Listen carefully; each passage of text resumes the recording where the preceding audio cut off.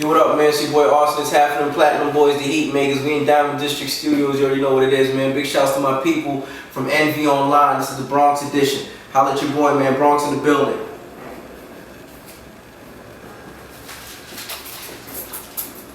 First thing I want to ask you is, how did you get started off in this industry? Kind of through relationships, I guess. I started off as a DJ, but I was DJing in school. I wasn't really like, I wasn't a well-known DJ. You know what I'm saying? Like, when I went to college, I became a DJ who people knew. But other than that, when I left, I just started messing around with the MP.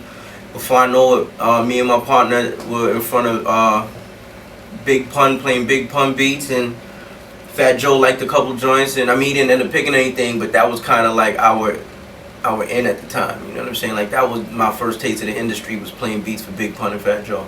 Really? So, yeah. So what songs did you do with Pun and Joe? I didn't do any songs with Pun and Joe at the time. Well, I ended up doing a song with Joe after the fact. I did a song with Joe called Oh Yeah, years later. Right. But that time I didn't do anything for him. It was just kind of like him introducing us, telling us like, yo, you know, I didn't even know what producers got paid.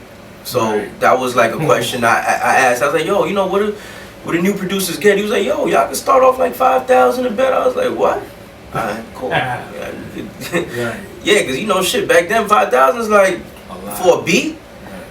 I mean, to some producers now, that's you get 5,000 for a beat, you win it. Right. You know what I'm saying? So that's how I felt back then. So that was kind of like, okay, cool. I love to do this, and you can get paid from it. It's just a matter of dedication, and that was it. Okay. Alright. Another question too that a lot of people want to know. How did you end up linking up with Diplomats? Because a lot of people know you from that sound, that Dipset anthem sound. Right. The 100% true story is Cam had a manager at the time named Renee McLean. Renee McLean used to do radio promotion, so we had some artists that we were dealing with out of North Carolina, and we brought the record to him. And you know, obviously this is what he does for a living, so we had to pay him to work the record. So we brought a certain amount of money to him, and I guess he was kind of like, yo, how do these young dudes have this type of money? And he was like, what do y'all do? He's like, yo, we producers. You know what I'm saying? So we gave him a CD. He was like, yo, I manage Cam. So we gave him a CD with like 20 tracks on there. And out of the 20 tracks, Cam ended up picking 9 for Diplomatic Community. And then we went in and did another 2 later on, which made it 11. But that was really it in a nutshell. Okay, all right. Now a lot of people also, it's like they think that, like, when they think of Heatmakerz, when they think of you, they think of that like you were under, you know, kind of what you see with Tim and Missy, or you see with Just Blaze and Kanye with The Rock. Right. They felt like the Heatmakerz, like you guys were with Diplomats. Like that. I mean, we were. We were. That was.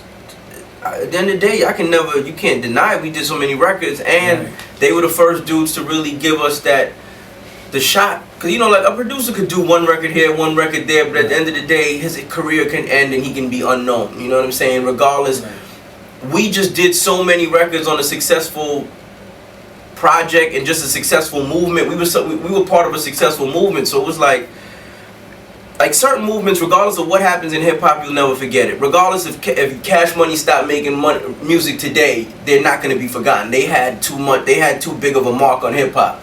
Same thing with Rough Riders, same thing with G Unit, and you got to put Dipset in the conversation, because for about a good 4 years, from about 2001 to about 2004, early 2005, Dipset had it rocking. You know what I'm saying? And we control the music for that movement for the most part. So yeah, I mean, we was with them. You know what I'm saying? Like, we was a team. Out of all the tracks you did for the Diplomats, what would be your favorite track and why? I'm Ready. I don't even have to think about it. I'm Ready, my favorite track, because that track just came to, everything on that track happened just almost like by accident. I went to the record store like I normally do back then to go shopping for samples. As soon as I got to the record store, the first record I pulled out was that Barbara Mason record. I put it on, they had a turntable in the store where you could listen to it. As soon as I put it on the turntable and put the needle, as soon as I dropped the needle on the record, that's where it landed, on the spot that I sampled. Like, and I was like, this shit sounds crazy. So I didn't even listen to any more records. I just bought that, went home, made that beat in about 15 minutes. And I remember leaving it on repeat for about 2 hours. I listened to that shit for about 2 hours. Because I knew, like, I made that beat a year and a half before y'all heard it. You know what I'm saying? That beat was just sitting in my computer. Like another artist really had that beat, but it's a long story. They didn't end up paying for it. They didn't want to pay me first. They wanted to pay another producer first. So I ended up selling the track to Cam. It just so happened that they loved the track. I sold it to Cam and them, and that was the first record they would put out from us.